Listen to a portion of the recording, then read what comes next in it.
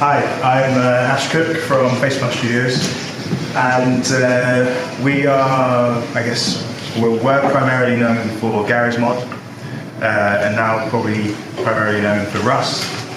And we have a cool little half game, half engine on the way as well, called Sandbox, which Garry is randomly filling people in on. But yeah, effectively, I was here to kind of pass on one of Garry's.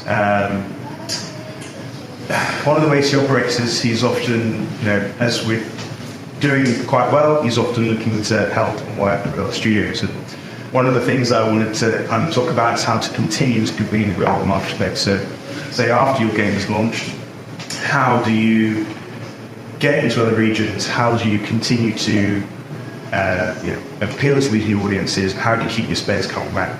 And obviously, the first logical answer is localization, but not everyone can afford to do that. Some companies charge £1 a word. If you've got a pretty hefty, in-depth game with lots of lore and on the Steam page, you're trying to push that far and wide, that gets quite expensive at £1 a word. So Steam isn't the only contact point that a lot of audience will have. So I kind of want to break this down into 4 or 5 different sections. The first one really is creators. So we use a lot of creators for charitable events or PvP events or roleplay events. And that's all within Rust. So we carefully work with brand safe creators, although the brand is, it's Rust, you're encouraged to be toxic. If you haven't played it, it's just a heads up. I can give you guys keys if you want to give it a go.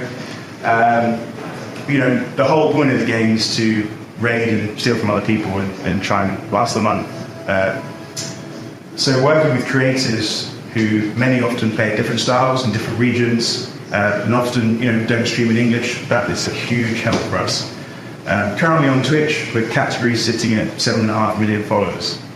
And the breakdown of that is, it wasn't always like that. It was predominantly UK and US, and then as the way English spreads and the way games can spread through social media and creators and some ads, it's just everywhere. We're in a really fortunate position, but maintaining that is pretty difficult. So every time we have an event, we have to pick creators from Korea, Japan, and then we have to look at what we can do in Eastern Europe with conflicts going on as well. It's quite difficult because you're seen as taking sides if you pick one or not the other. If you pick both, there's drama. Sometimes that's actually quite beneficial for the event.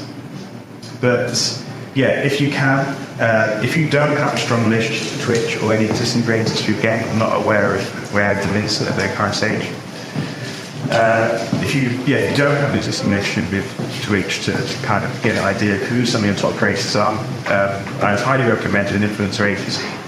I do have some that I can't quite recall at the minute, but if you want to email me afterwards, I can share some I've worked with previously. We're quite fortunate at Facepunch that we kind of cut out and did a lot. So we work directly with creators so that they get all of their any money if we're paying anyone. And if they're just part of the event looking to increase their viewership, because ultimately they make money through Twitch anyway, or if they're part of a competitive event where they can win a couple £100,000, it all goes to the creator. We're supporting them for it. And that starts that's at a global level. People like XQC, Pokimane, they've played Rust in previous events the last couple of years. And then that also goes down to a more, regional level, but we do events like Support as a Streamer, where we'll provide an in-game item that if you watch a set streamer for a set amount of time, you get granted that item in-game. And that's anyone who is, like a minimum Twitch affiliate status. And they're very thankful because that gets people who are checking out streamers that they wouldn't usually check out. Ultimately, they're showcasing Rust, and everyone plays Rust differently. So yeah, that's a really important part of how we continue to compete on a global level. The next part, let me just turn myself, sorry, is our communication with the community. So our development team and most of the business is English-speaking, UK-based.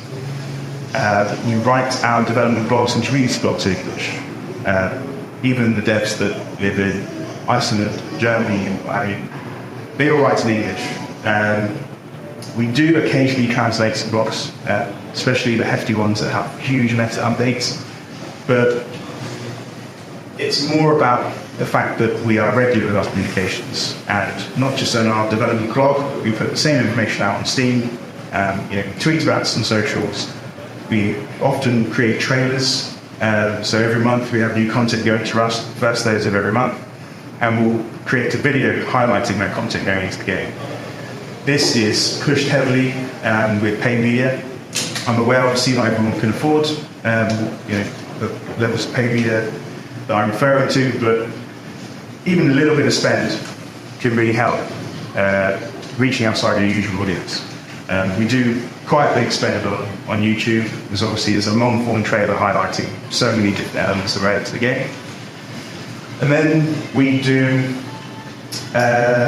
so for a lot of the patches, we actually don't tend to reach a new audience. We try and every month engage existing players.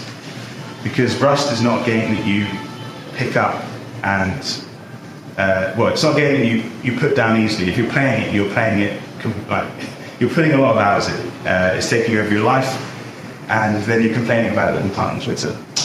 But with our communications with the game, how we let people know what's coming, we have a couple of key members of staff that are very transparent. So Alistair, our lead producer, he is effectively the face of Rust, or the community coming back, if you will. And he will often provide updates on things mid-month, before the patch goes live, to let people know that stuff's coming, especially when a lot of our bigger creators who have large followings start moaning, and then their followers start moaning, and it just becomes quite a negative echo chamber. So Alistair regularly will provide small snippets to kind of keep that kind of stuff quiet ahead of the big updates from that. And with the blogs, we basically discuss new features that we're adding, any DLC that we might essentially sell, but a huge list of quality of life changes and bug fixes. So people can control F and see if there's an issue that's they've been plagued by, you quickly find it, see it's been addressed, get on the game, tell everyone it's been fixed, and they're ready to have fun again. That helps us out massively. And when we run a lot of paid media on things like X and Facebook, we're predominantly targeting our first-party data. So we're only targeting followers, people who engage with us, and maybe a high-indexing visual audience. But the idea is we want the most relevant people to read this communication. It's not, if someone who doesn't play Rust or plays a competitor's game sees that in their feed, they're not going to care. There's a lot of information to digest, and they have no context. So we make sure that with our communications, we're hitting the right people with our paid media. And I guess the last point, I think, two more points. Tying into the community, we work closely with brands for physical items. So Rust is a big IP, believe it or not, but we've done nothing to push it into the mainstream. It's, you'll see funny TikToks of people being raided and then coming back a few hours later with their friends and still doing the rounds. Kids who have been a little bit toxic and picking on people who have full-time jobs and can't get many hours in the game. The community, laughs at it, they encourage it or they discourage it. And what we try and do is give back to the community with merch, but not necessarily merch we're making. We're working with fans, startups that are huge fans of the game. For example, we just started an official partnership with a company called Loot Room, who are two brothers in Germany who have 20 3D printers in their house. As you can't imagine the smell. And they effectively 3D print weapons from the game and sell them to fans of the game. Instead of us issuing a cease and desist, we're like, actually, let's work together on this. We know a lot of the community would appreciate, having these items hanging up in their wall. A lot of influencers actually do have them in the backgrounds in the stream. They're bought them. And from the 15th, I think we're going to start with the push that officially. It helps them, it helps us. We don't want to. Making money from that is not. We're in a fortunate position where making money from that is not a priority or something that we want. But we're happy for. Even there's lots of people on Etsy selling Rust merch and dioramas and all sorts out of Lego. There's people selling kits where you can 3D print your own things or build your own Lego Rust bases and things like that. And they're giving lists of items that are similar to items that we have in the game. The community is so I can't think of the words, but they're very passionate, and we don't want to squash that. Obviously, if there's someone selling 400 t-shirts on AliExpress for $5, then we're going to come after them. But ultimately, if you're passionate about a game, we don't want that passion to go away.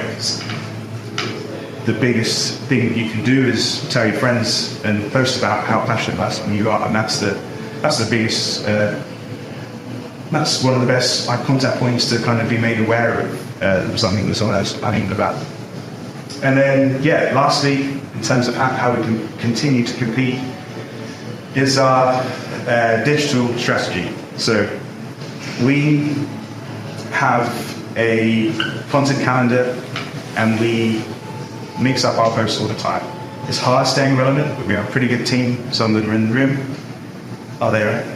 These guys. They stay on top of current trends and try and make videos using, cross-referencing things in game with things in pop culture. But at the same time, we can't. It is a fairly serious game. There's a lot of people who, especially creators, obviously make a lot of money from playing it. We don't want it just to be meme central, so we have to post informative things. We have to post links to items that we're selling. All cosmetic, it's not pay to win, but our digital strategy is effectively a mixture of, sales, almost engagement baiting, asking the community for feedback on a recent update, or if they think anything's broken. We might not always implement it, but even giving the illusion of taking on board that information really could make some players feel a lot better.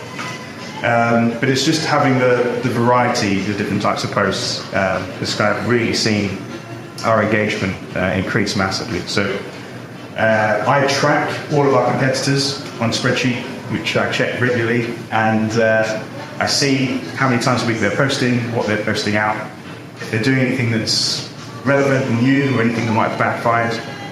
And I use that to inform how we go forward for the next month. So if a competitor or someone that we adopt a competitor has posted something, quite a sales heavy week, or you go and look at the comments on some of their tweets and people have noticed that the price of the DLC or the game has gone up, feed that back internally so we make sure that ours stays as it is. There was a big issue with Tarkov, Escape from Tarkov, and anything guys who were at the game. They announced a version of the game that cost a couple £100 more extra for largely cosmetic items that you had to pay for even if you already owned the base game. And they tried to backtrack a bit of it, but it was really not very well received. They're still using a couple of thousand Instagram followers a month. I've taken great pleasure in tracking that. And we jumped on very quickly when they were getting a lot of press, bad press at Oxus. It made its way into mainstream games press, and even the Financial Times actually picked up on it. Within the same day that fiasco started unraveling, we had ads on Reddit, Twitter, Facebook saying, Rust, the game you had to buy once. And we capitalised quite heavily on that campaign for the rest of the week. But it was relevant because a lot of people were like, cool, I'm done with the game, but I want to try something else. Not everyone's going to be able to strike as fast. I understand some businesses might have lost tiers and might seek approval for budget, things like that. We're quite fortunate where it's like, there's a little bit of an opportunity here. Let's try it. The worst that could happen is people click onto the steep sort page and don't worry. But yeah, that's pretty much how we continue to compete in a global marketplace. They will remember.